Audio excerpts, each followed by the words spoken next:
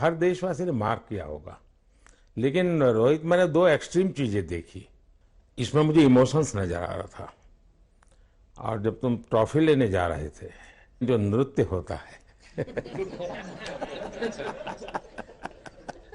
Sir उसके पीछे ये था कि जैसे हम सबके लिए इतना बड़ा मोमेंट था वो, और हम सब लोग इस चीज का इतने साल से इंतजार कर रहे थे।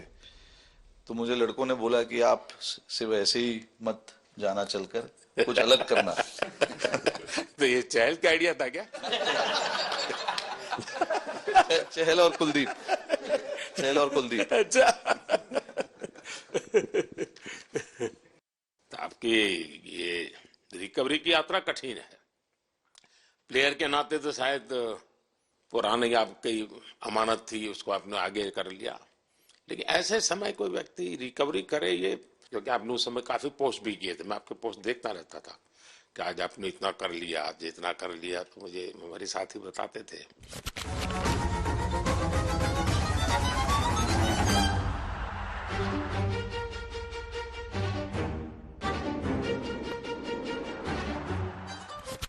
सर थैंक यू पहले कि आपने हम सबको यहाँ बुलाया। इसके पीछे सर नॉर्मल थॉट था ये, क्योंकि 1-1.5 साल पहले मेरा एक्सीडेंट हो गया था, तो काफ़ी टफ टाइम चल रहा था। वो मेरे को याद है बहुत ज़्यादा, क्योंकि आपका कॉल आया था सर मेरी मम्मी को, तो बहुत ज़्यादा दिमाग में बहुत सारी चीज़ें चल रही थी। बट जब आपका कॉल आया, मम्मी ने मेरे को बताया कि सर ने बोला कोई प्रॉब्लम नहीं है, तब थोड़ा मेंटली रिलैक्स हुआ काफ़ी। उसके बाद फिर रिकवरी के टाइम पे आसपास सुनने के लिए मिलता था सर कि क्रिकेट कभी खेलेगा या नहीं खेलेगा। तो मेरे को स्पेशली विकेट कीपिंग के लिए मेरे को बोलते थे कि यार बैट्समैन तो फिर भी कर लेगा, बैटिंग कर लेगा, बट विकेट कीपिंग करेगा या नहीं करेगा। तो पिछले 1.5-2 साल से सर यही सोच रहा था कि यार वापस फील्ड में आके जो कर रहा था उससे बेटर करने की ट्राई करनी है, और किसी और के लिए नहीं बट अपने आप को प्रूव करना है, नहीं वापस डेडिकेट करके कि यार नहीं, वापस इंटरनेशनल क्रिकेट खेलना है और इंडिया को जिताने को देखना है। ऋषभ, जब आपका रिकवरी चल रहा था, मैंने आपसे माँ से बात किया था, मैंने दो बातें कही थी। एक तो मैं पहले डॉक्टर से चर्चा की थी, तो डॉक्टरों से मैंने ओपिनियन लिया था। फिर मैंने कहा कि भाई कहीं इसको बाहर ले जाना है तो आप मुझे बताइए, हम चिंता करेंगे। लेकिन मुझे आश्चर्य था आपकी माँ के आत्मविश्वास का।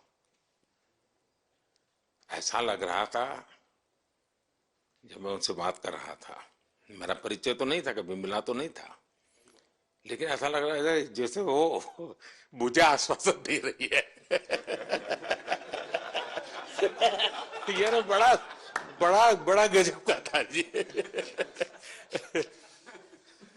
तो मुझे लगा कि जिसको ऐसी माँ मिली है वो कभी विफल नहीं जाएगा। ये मेरा मन में विचार आया था, उसी समय आया था जी, और आपने करके दिखाया जी। और सबसे बड़ा मुझे जो लगा, मैंने आपसे बात किया, किसी का दोष नहीं, ये मेरा दोष है, ये बहुत बड़ी बात है जी। वरना कोई भी बहाना निकालता, गड्ढा था, डिगना था, फलाना था, आपने ऐसा नहीं किया। ये मेरी गलती थी।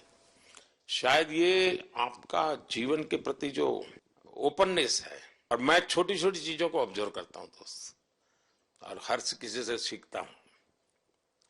तो मैं सच बताता हूँ, आपका जीवन देश के पेशेंट्स इन जनरल और प्लेयर्स इन पर्टिकुलर वे पक्का बड़ी इंस्पिरेशन लेंगे जी। और मैं जानता हूँ जो विकेट कीपर होते हैं उनकी जो कोचिंग होती है कितनी कठिन होती है। घंटों तक अंगूठे पकड़ा के खड़ा रख देते थे, लेकिन आपने उसी लड़ाई को जीता है, तो बहुत बड़ा काम किया है जी। बधाई हो आपको। Thank you sir. उतार चढ़ाव आते हैं, लेकिन एक जो लंबी तपस्या होती है वो समय पे काम आती है। आपने खेल में जो तपस्या की है वो जरूरत पड़ने पर उसने अपना रंग बिखेरा। विराट, बताइए, इस बार की लड़ाई तो आप उतार चढ़ाव वाली रही आपकी।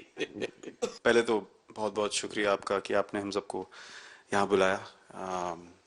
और ये दिन मेरे लिए बहुत हमेशा मेरे जहन में रहेगा, क्योंकि ये पूरे टूर्नामेंट में मैं वो कंट्रीब्यूशन नहीं कर पाया जो मैं करना चाहता था। और एक समय पे मैंने राहुल भाई को भी बोला कि मैंने अपने आप को और टीम को दोनों को न्याय नहीं दिया अभी तक।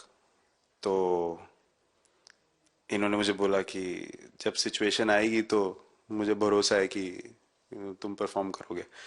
तो ये कॉन्वर्सेशन हमारी हुई थी, और जब हम खेलने भी गए तो मैंने पहले ही रोहित को बोला, क्योंकि मेरा जैसे टूर्नामेंट गया था मुझे इतना कॉन्फिडेंस नहीं था अंदर जब मैं खेलने जा रहा था कि वैसी बैटिंग हो सकेगी जैसी मैं करना चाहता हूँ। तो जब हम खेलने गए मुझे पहले 4 बॉलों में 3 चौके मिले, तो मैंने इसको जाके बोला, मैंने कहा यार ये क्या गेम है ये, मतलब एक दिन ऐसे लगता है एक रन नहीं बनेगा और एक दिन आप जाते हैं और सब कुछ होने लगता है। तो वहां पे मुझे फील हुआ कि, और स्पेशली जब हमारी विकेटें गिर गई, कि वो सिचुएशन में मुझे अपने आप को सरेंडर करना है। टीम के लिए क्या जरूरी है इस समय पे, सिर्फ वही मेरे फोकस में था। और मुझे ऐसा फील हुआ कि वो मुझे उस जोन में डाला गया। अब वो मैं किस वजह से डाला गया वो एक्सप्लेन करना मुश्किल है, बट मुझे ऐसा फील हुआ कि बिल्कुल मैं उस मोमेंट में बंद गया। और बाद में मुझे समझ आया कि जो चीज़ होनी होती है वो किसी भी तरीके से होती है। तो ये होना ही था मेरे साथ, टीम के साथ। अगर आप मैच भी देखें, जिस तरीके से हम मैच जीते एंड में, जो सिचुएशन थी, हम लोगों ने एक एक बॉल को जिया एंड में, जहां से मैच पलटा, और हमारे अंदर क्या चल रहा था वो हम एक्सप्लेन नहीं कर सकते। एक एक बॉल में कि मैच यहाँ जा रहा है वहां जा रहा है। एक समय पे उम्मीद छूट चुकी थी, उसके बाद हार्दिक ने विकेट लिया, उसके बाद एक एक बॉल करके वो एनर्जी फिर बनी। तो मुझे खुशी इस बात की कि मैं इतने बड़े दिन में कंट्रीब्यूट कर पाया टीम के लिए, एक मुश्किल समय के बाद। और वो पूरा दिन जैसे गया हमारा, और जिस तरीके से हम जीते, जैसे मैंने बोला, वो मैं कभी नहीं भुला पाऊंगा अपनी जिंदगी में। तो मुझे बस खुशी थी कि मैं टीम को उस जगह तक ले जा पाया जहां से हम मैच को जीतने की कोशिश कर सकते हैं। ये सबको लग रहा था विराट की कि